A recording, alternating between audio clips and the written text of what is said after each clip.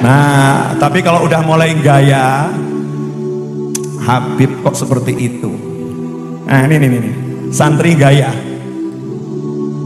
Ya, umat Islam mulai gaya, mulai mengkoreksi Habibnya, mulai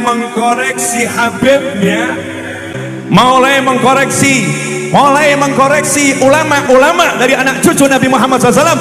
Orang yang seperti itu mirip dengan iblis. Beberapa waktu lalu Al-Habib Naufal Al-Aidrus Solo, beliau menyampaikan ceramah dengan begitu tegasnya.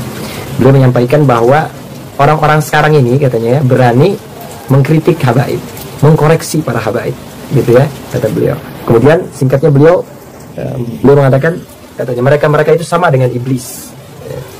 Nah, betul, saya setuju, mereka itu sama dengan iblis. Musuh-musuh iblis yang dibenci oleh iblis yang pertama itu Kanjeng Nabi Muhammad SAW. Yang kedua adalah orang alim yang mengamalkan ilmunya.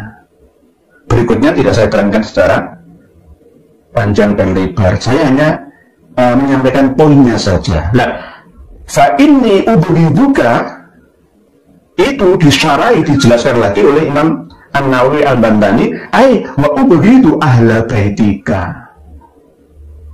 Jadi yang dibenci oleh iblis Izazil itu adalah Nabi Muhammad dan keluarga Nabi Muhammad, nomor satu. Lalu orang alim yang mengamalkan ilmunya. Ya kenapa para habib ngaku-ngaku sebagai ahlul bait Nabi, padahal secara resmi belum terbukti mengaku cucu Nabi. Cobalah kita belajar ilmu nasab ala Nusantara. Anak saya punya anak itu namanya cucu saya, ya kan? Cucu saya punya anak itu namanya canggah saya, ya. Canggah saya punya anak itu namanya wareng saya. Wareng saya punya anak namanya udek-udek saya. Udek-udek saya punya anak namanya gantung siwur saya. Gantung siwur saya itu punya anak namanya tarangan bubrah. Tarangan bubrah punya anak itu namanya kebu sekandang, dan seterusnya. Nggak ada cucu. Cucu itu anaknya anak saya. Itu cucu. Cucu Rasulullah SAW itu sudah tidak ada. Saya kan pernah mengatakan bahwa di Indonesia ini tidak ada cucu Rasulullah. Jangan salah paham.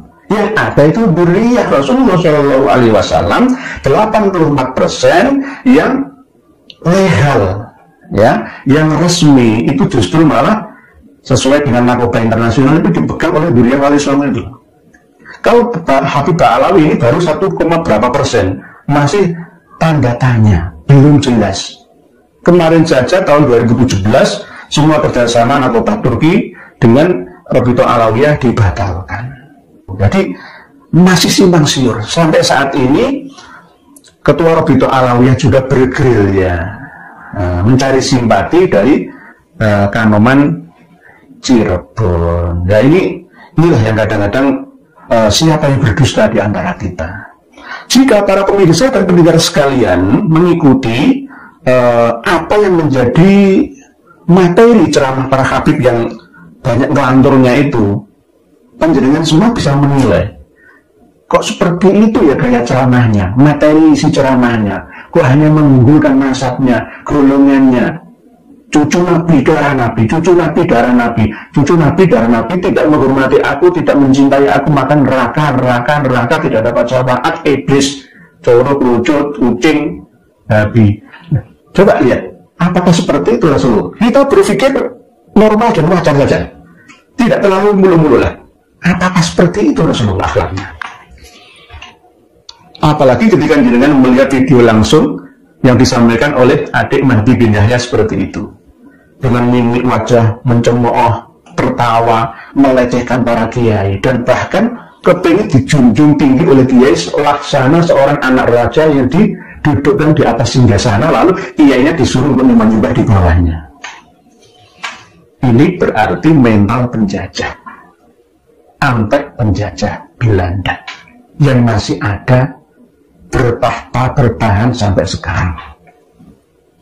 Ini hadisnya, ini kitabnya, ini halamannya. Bahwa tambahan dari wa ubghidu ahla baitika itu syarahan, bukan nomor 1 kan Nabi, nomor 2 Habib cucu Nabi, enggak. Ini hanya saran tambahan bahwa yang dibenci oleh iblis itu adalah Rasulullah SAW beserta keluarganya, gitu aja. Enggak usah sampai cucunya, enggak perlu, beserta keluarganya. Itu yang dibenci oleh iblis laknatullah alaihi. Dan yang kedua yang dibenci oleh iblis laknatullah alaihi adalah orang alim yang mengamalkan ilmunya. Saya ini bukan orang alim, tapi berusaha untuk menjadi alim yang akan mengamalkan ilmu saya walaupun sedikit. Karena ilmu sedikit yang saya miliki jika tidak saya amalkan, maka akan hilang ditelan zaman. Lalu saya ingat akan bahwa Rasulullah man amila bima alima warrothahullahu ilma malam ya'lam. Barang siapa mengamalkan apa yang ia ketahui, maka akan diwarisi oleh Allah ilmu yang tidak pernah dia ketahui. Alias diberi petunjuk oleh Allah ya untuk menemukan ya dan mendapatkan ya ilmu-ilmu baru, alias terus akan update sepanjang masa. Para pemirsa dan pendengar sekalian yang saya hormati, jadi apa yang dikatakan oleh Dik Mahdi bin Yahya itu bohong. Bohong. Jangan dipercaya karena hanya berbicara tidak berdasarkan data. Sekarang kitab Nasaihul Ibad saya tutup.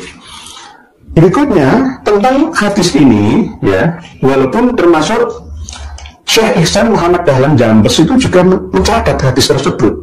Namun yang diriwayatkan tidak 20 tapi 15 yang dibenci oleh iblis, golongan-golongan umatnya Rasulullah yang dibenci oleh iblis. Nah, walaupun begitu, sesuai dengan fatwa Lajnah Ad-Daimah Saudi Arabia, berikut para pakar hadis termasuk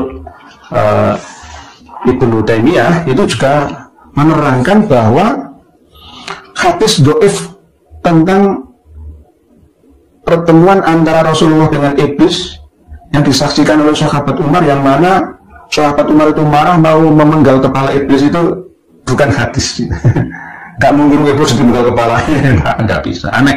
Oleh sebab itu kita rujuk fakta terkini di Saudi Arabia melalui Pangeran Muhammad bin Salman yang mengendalikan 80% kebijakan Arab Saudi, ya, putranya Raja Salman bin Abdullah, bahwa di Saudi Arabia mulai tidak akan menggunakan hadis-hadis aneh. Yang digunakan adalah hadis-hadis yang mutawatir, sahih dan mutawatir. Ya. Beliau mungkin Imam Mahdi versi Arab Saudi. Fatwa dari Lajnah Ad-Daimah lil Buhusil Ilmiyah wal Ifta. Hadis yang disampaikan oleh Habib Novel, yang dipahami oleh Habib Novel dan Habib Mahdi bin Yahya itu adalah hadis yang la aslalah, tidak ada dasarnya, yaitu tidak ada asal-usul atau sumbernya. Sumber yang menukilkannya juga tidak diketahui, maka wajib meninggalkannya dan tidak menyebarkannya kepada umat atau masyarakat. Bahaya ini. Ini dapat dilihat di Fatwa Lajnah Ad-Daimah nomor 20 nomor fatwa 20.571 juz 3 halaman 252.